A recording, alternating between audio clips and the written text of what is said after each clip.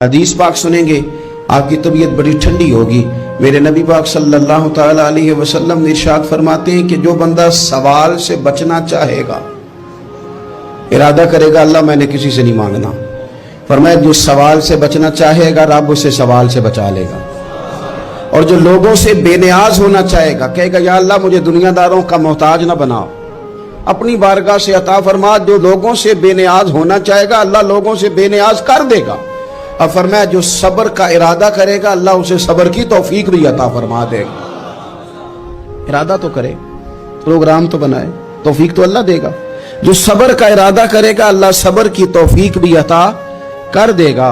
और हुजूर सल्लल्लाहु ताला अलैहि वसल्लम फरमाने लगे, याद रखो किसी बंदे को जो बेहतरीन तोहफा दिया गया है ना, अगर किसी को कोई बेहतरीन अतिया मिला है तो फिर अल्लाह ताला ने उसे सब्र अता फरमाया है।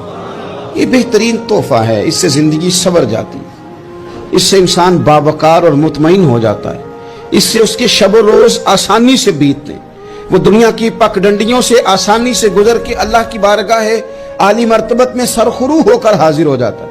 लेकिन अगर बेहौसला हो, सब्र ना हो, फिर नुकसान रोज बरोज बढ़ता है। और फिर मेरे रसूल पाक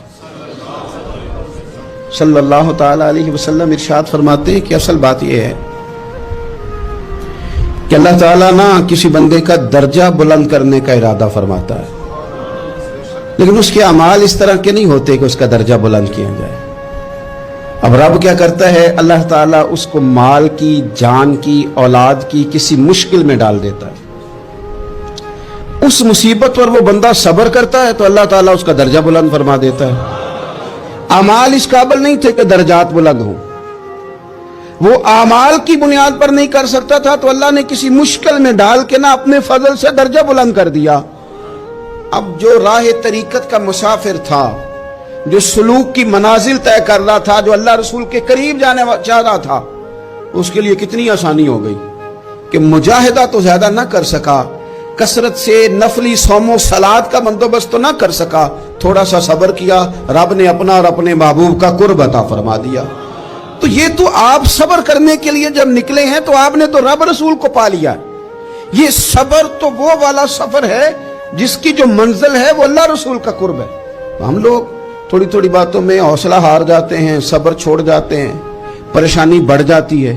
पता नहीं ऐसे महसूस होता है कि जैसे यही बंदा दुनिया का सबसे दुखी बंदा है।